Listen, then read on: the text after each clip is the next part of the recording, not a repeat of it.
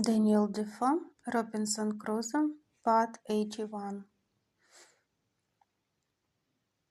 And it was really in its own nature more easy for me to guide it over 45 miles of sea than about 45 fathoms of land, where it lay, to set it afloat in the water.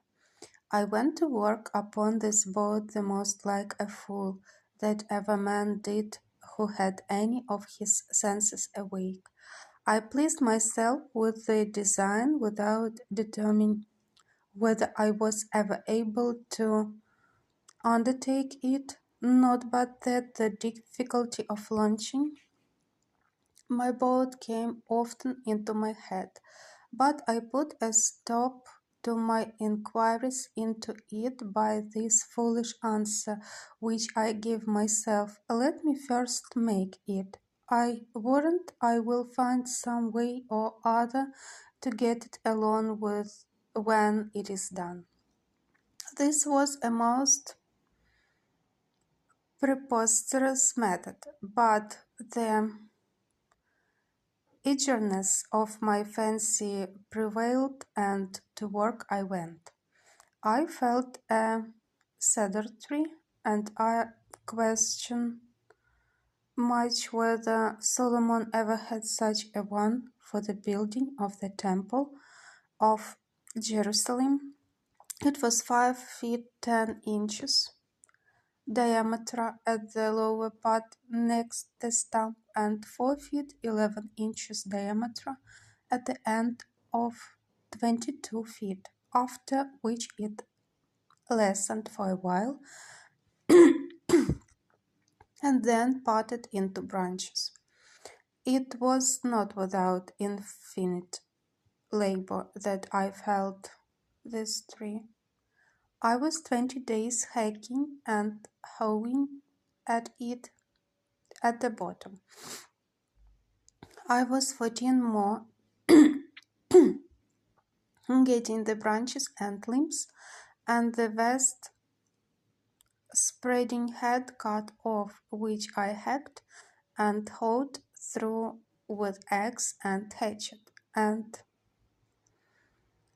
inexpressible labor. After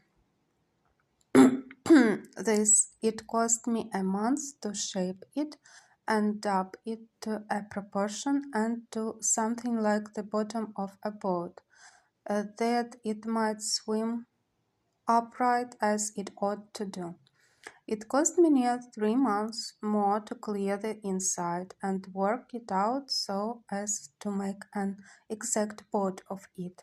This I did indeed without fire, by mere mallet and chisel, and by the dint of hard labor, till I had brought it to be a very handsome perigord, and big enough to have carried 26 men, and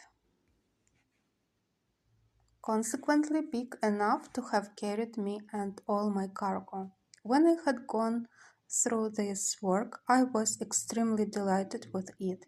The boat was really much bigger than ever I saw a canoe or perigord that was made of one tree in my life.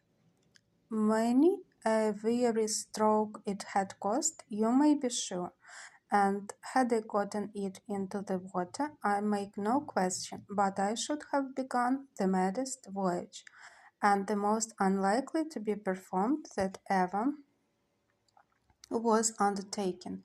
But all my devices to get it into the water failed me, though they cost me infinite labor too. It lay about 100 yards from the water, and not more, but the first inconvenience was it was uphill towards the creek. Well, to take away this discouragement, I resolved to dig it into the surface of the earth, and so make a declivity. This I began, and it cost me a prodigious deal of pains, but who grudge pains who have their deliverance in view?